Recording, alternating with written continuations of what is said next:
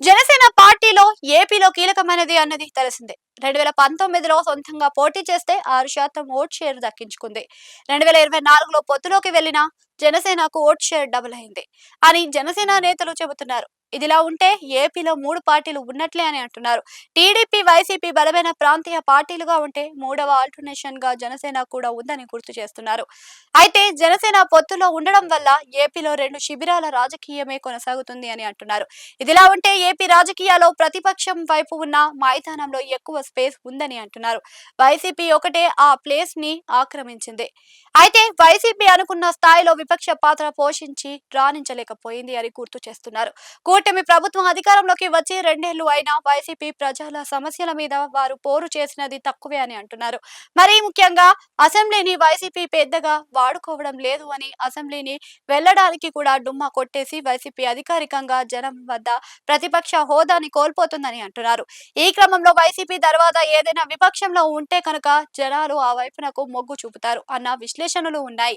ఇక జనసేన విషయం తీసుకుంటే అధికార కూటమిలో ఉంది. ప్రస్తుతం 21 మంది ఎమ్మెల్యేలు, 2 ఎమ్మెల్సీలు, 3 ఎంపీలతో మంచి పొజిషన్ లో ఉంది. అయితే అధికార కూటమిలో పెద్దన్న పాత్ర టీడీపీదే అన్నది తెలిసిందే. జనసేన నుంచి కూడా రాజకీయ నాయకత్వం అందుకోవాలన్న డిమాండ్ అయితే ఒక బలమైన సామాజిక వర్గంలో ఉంది. దానికి కూటమిలో ఉంటే సాధ్యపడదని అంటున్నారు. జనసేన ఒంటరిగా బరిలోకి దిగితేనే జనాల నుంచి మద్దతు వస్తుందని అంటున్నారు. నిజానికి అధికార టీడీపీకి బలంగా ఉంది. పొత్తులతో జనసేన మరింతగా బలపరచాల్సిన అవసరం ఉంది అన్నది ఒక ప్రశ్న. అదే సమయంలో విపక్షం వైపుగా వీక్ గా ఉంది. విపక్షం అంటే జనం గొంతుక.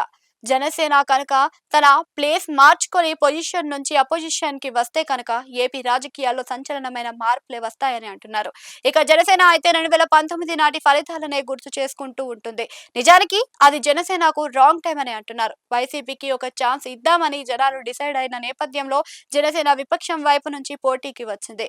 అందుకే చేదు ఫలితాలు వచ్చాయని అంటున్నారు. ఇప్పుడు చూస్తే అలా కాదని ఏపీ జనాలు జగన్ పాలన చూసేశారు అని గుర్తు చేశారు. అలానే ఏపీలో 4 సార్లు చంద్రబాబు సీఎం గా పాలన కూడా చూశారని చెబుతున్నారు. అందువల్ల 3 ఆల్టర్నేషన్ గా జనసేన కనుక 2029 ఎన్నికల్లో బరిలోకి దిగితే మాత్రం అనూహ్యమైన ఫలితాలు ఏపీ రాజకీయ చరిత్రలో నమోదు అవుతాయని అంటున్నారు. తమిళనాడు ఎన్నికల ఫలితాలను ఈ సందర్భంగా పలువురు ఉదాహరిస్తున్నారు.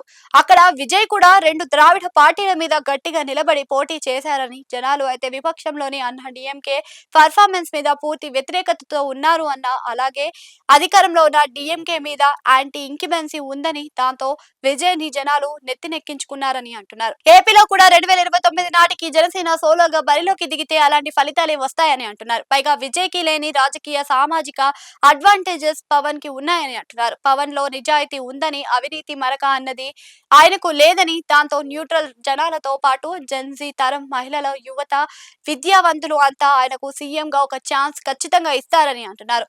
అయితే జనసేన ఈ విషయంలో డేర్ చేసి రంగంలోకి దిగడమే చేయాల్సిన పని అని అంటున్నారు. మరి జనసేనకు అభిమానించే వారు, ఒక బలమైన సామాజిక వర్గం వారు అంతా సోషల్ మీడియా వేదికగా జనసేనకు విలువైన సూచనలు ఇస్తున్నారు. మరి జనసేన ఏ విధంగా రియాక్ట్ అవుతుంది అన్నది చూడాల్సి ఉంది.